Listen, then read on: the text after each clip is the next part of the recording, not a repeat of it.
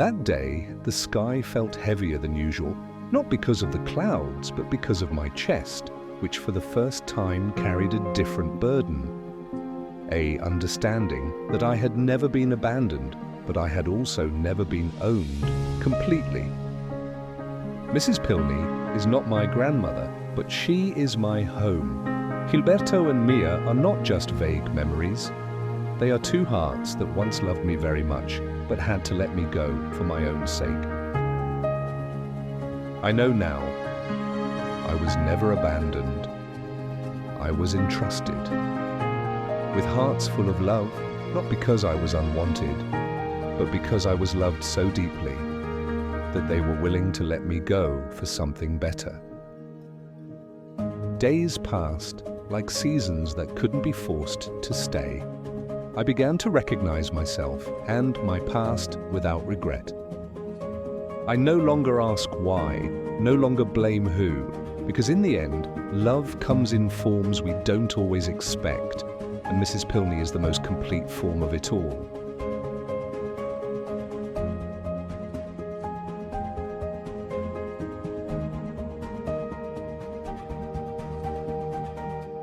I grew up.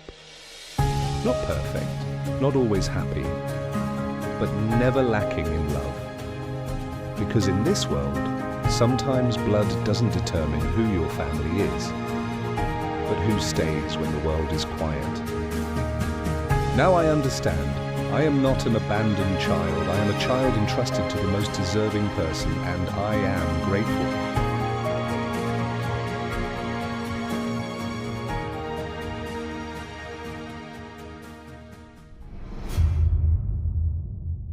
We didn't have much, but it was enough to keep the days warm. I still remember the first time we made bread together. It was a mess, burnt on the edges, but she still put it in my mouth with a smile, saying, "It tastes like courage." Or the night when it rained really hard and the power went out. She lit a candle, took me to the kitchen, and we sat under a blanket and talked about the stars we couldn't see that night. She said, "Even though we can't see them, they're still there like hope." We grew tomatoes in the back garden. I named them one by one, and as each one ripened, Mrs. Pilney would patiently cook it, saying, "Look, growing takes time, but the results are sweet if nurtured with love."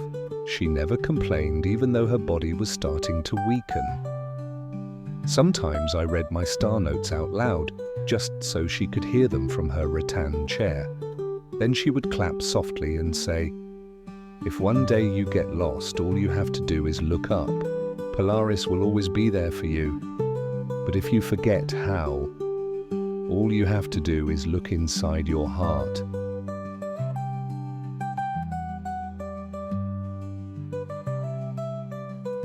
Mrs. Pilney never taught me how to survive.